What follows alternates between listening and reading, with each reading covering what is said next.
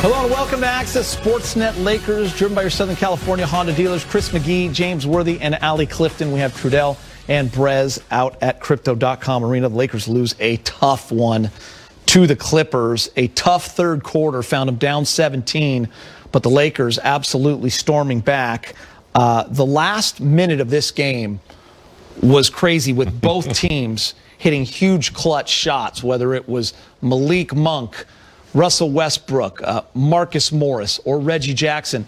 It was a lot of fun down the stretch. Unfortunately, the Lakers end up on the losing end, James. I tell you, it was such a good game, and I got to give both teams a worthy clap because they both poured their hearts out. Both teams playing without, some of their star players. Without LeBron, they were without two, and it went to the wire. Allie pointed it out. You look at the disparity, and I'll let her tell you what I'm going to say. But that's where they lost the game. Mm-hmm. Allie, tell them. Free throw line. Free throw line. 17 of 25 free throws attempted for the Lakers, just 68%. We talked about it on the pregame show. They're 29th on the season. You don't want to pinpoint it to just one category, but it's hard when it comes down to games like this. Opportunities, possessions, execution, being able to step to the free throw line. Just 11 attempts for the Clippers. So Lakers defensively kept them off the free throw line. Yeah. You look at that fourth quarter, especially when we're talking about defense, the way in which they closed out last night against Portland defensively, a bit of a carryover in the way that they were able to get back in the game using their defense, that 12-0 run, obviously allowing, as I just mentioned, 17 fourth quarter points by the Clippers. It was a great game. I want to show you these last three possessions. Westbrook hits a jumper to give the Lakers the lead, and then Marcus Morris. You're going to see this one right here. This is Russ.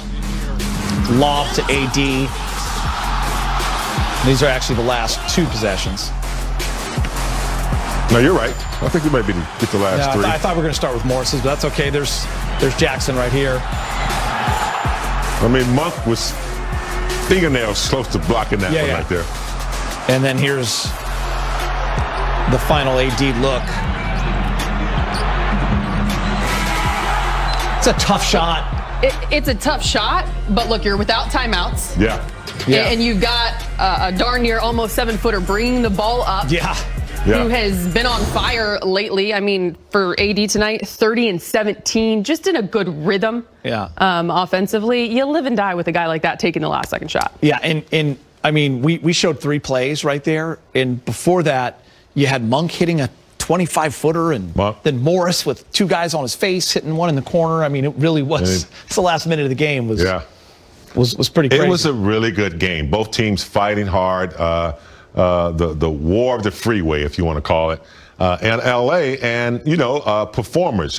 Reggie Jackson performing, incredibly down the stretch, hitting some big shots to keep them in the game.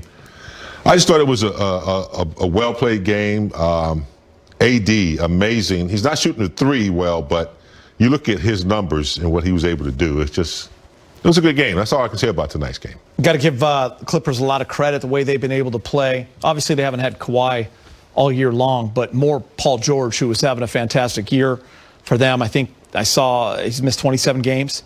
But the way they've been able to play without him and keep themselves right there in the playoff hunt, winning games. They've had a couple of huge comebacks.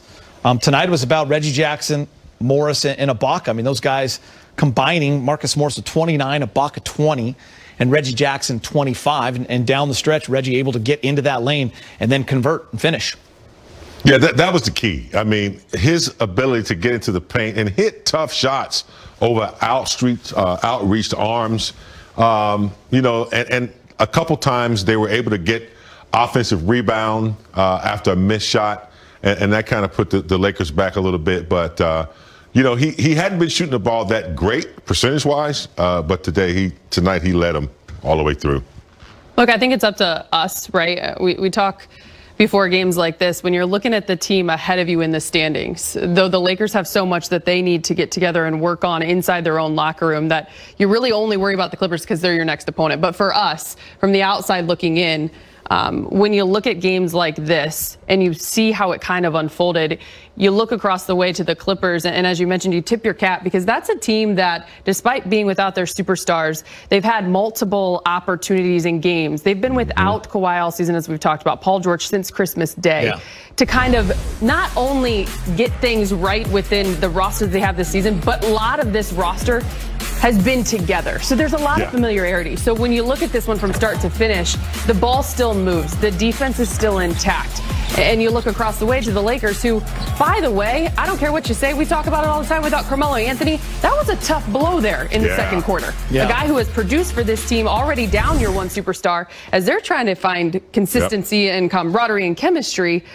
There's just some glaring, I guess, if you will, differences that kind of stand out. Saw the highlights right there of Marcus Morris. You think back to a couple seasons ago in the buyout market. It was Marcus coming over from New York. He was probably the most sought-after name, and Lakers ended up with Markieff. Markieff ends up being a playoff hero for that Laker team. So the Morris brothers, obviously well known here in Los Angeles, but Marcus 6 of 7 from 3, and he was just clutch. But also, just everything he did for this team tonight was outstanding. That's why they signed him up. Yep.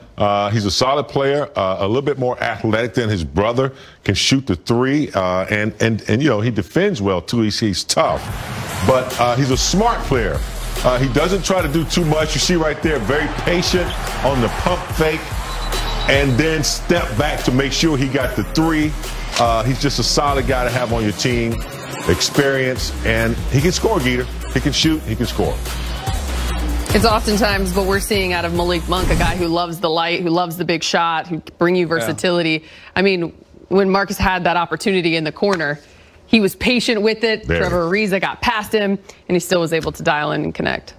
Well, would have been a nice win, I think, on a couple other levels, too, with Russ. You know, there was a shot of Frank in the bench, and Frank telling Russ it's kind of his time.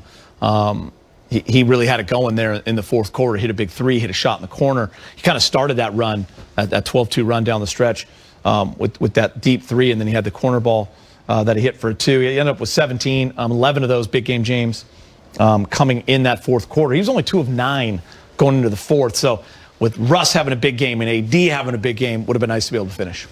Yeah, and you know, we almost were right there. I think they played a really good game. Just the shot making at the end and the free throws is what's costing the game. But I think Russ, you know, he hit the big 3. He hit another little 15-footer down the stretch, Geeter.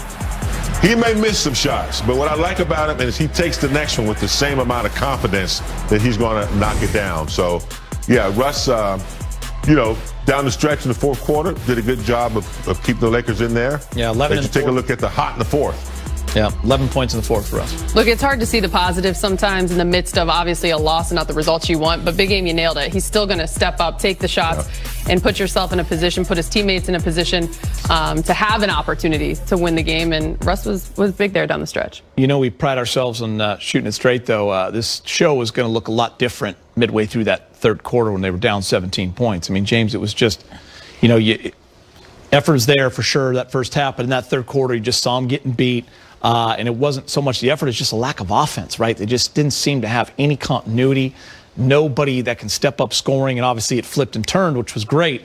But getting down 17, that was trending towards being a real tough loss. Took them a little bit to figure out